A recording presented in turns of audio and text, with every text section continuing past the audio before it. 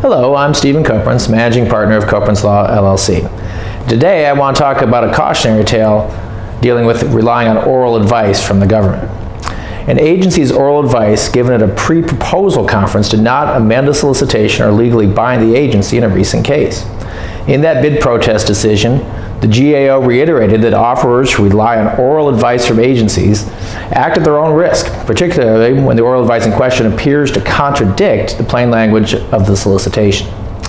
GAO's decision in Technology and Communications Consultants, Inc. involved an Air Force solicitation. The Air Force sought IT services in support of the Air Command Personnel Recovery Division.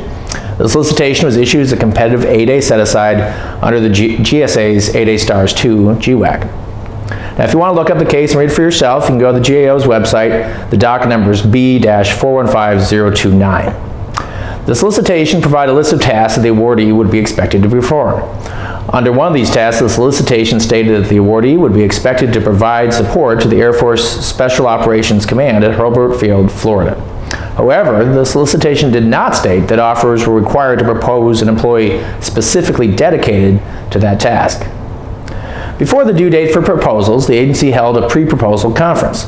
During the conference, attendees asked about the AFSOC position. The contracting officer's representative said, quote, "The AFSOC position is still funded, and yes, it is still a requirement." After evaluating proposals, the agency announced that the task order had been awarded to a company named Constellation West, which I'll call CW. The incumbent contractor, Technology and Communications Consultants, Inc., which I'll call TTC, filed a GAO bid protest challenging the award. TTC argued that CW's proposal was technically unacceptable because CW failed to propose an employee specifically dedicated to providing that AFSOC support.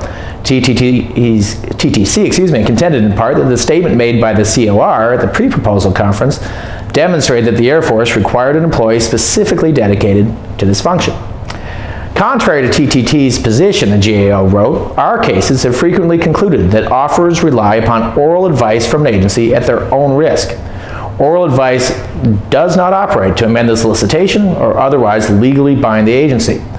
The GAO continued, saying that this is particularly the case, where, as here, the oral advice directly conflicts with the plain language of the solicitation.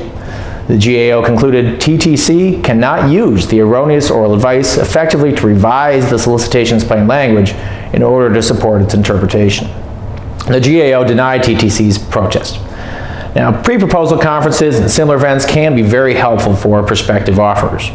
But as the Technology and Telecommunications Consultant protest demonstrates, the oral advice provided at these events cannot modify the terms of the solicitation or otherwise legally bind the agency. Listener, beware.